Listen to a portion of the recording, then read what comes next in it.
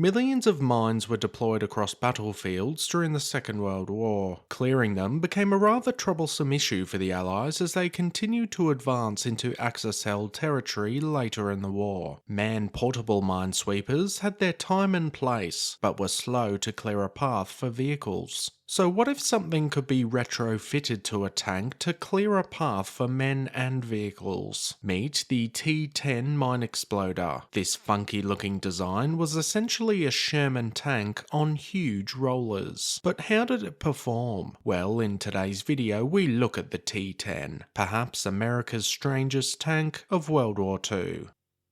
If you enjoy this video and want to see more, hit that subscribe button. It's free and really helps the channel reach more history lovers like you.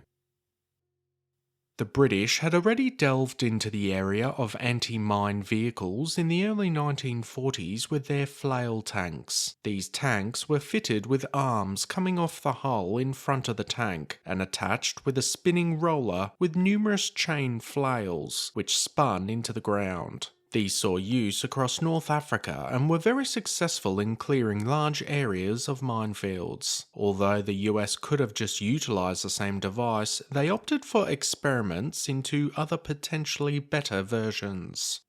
The most important thing with using a mine-clearing vehicle is the safety of the crew. The mine must be detonated far enough away from the hull of the vehicle so the crew can survive the blast. One such idea was to use heavy rollers. The T10 Mine Exploder used this concept. Based on a standard Sherman tank, the armour above the tracks was removed to allow space for the huge rollers to be attached. The tracks, bogies, idlers and sprockets were removed, and 3 huge steel rollers attached. 2 rollers measuring 2.5 meters wide were locked into place at the front and powered by the Sherman's engine. A gap of 1.6 meters between these two was covered by the rear roller, and eventually gave a mine clearance of nearly 4 meters. The rollers themselves were made up of 7 individual steel rings attached together. The other change came in the belly of the tank, with the armour being doubled to 25mm thick.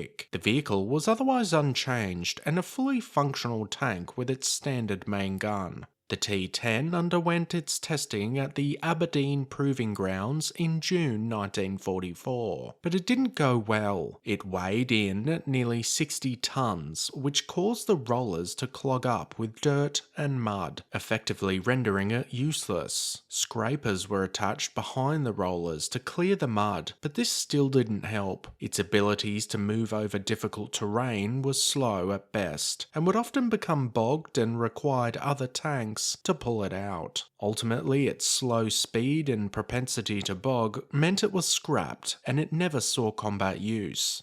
But a similar version would be deployed in the conflict. The T1E3 used the same concept of huge rollers, however were pushed in front of the tank and able to be detached. This saw action as the Allies pushed into Germany, but much like the T10, it had issues. A similar problem of mud build-up on the rollers saw it getting regularly bogged. Also, due to the size of the rollers, it took a distance of nearly 2 football fields to perform a simple U-turn. It did actually clear mines, however, and it was noted that the damage to the rollers was minimal, meaning they wouldn't need regular changing in the field, which was a bonus. In the end though, it wasn't favoured at all by the men at the front. The flail tanks had much more success, and allowed for better manoeuvrability and general mine clearing. Still, these roller mine clearers were an interesting aspect of American tank warfare during World War II.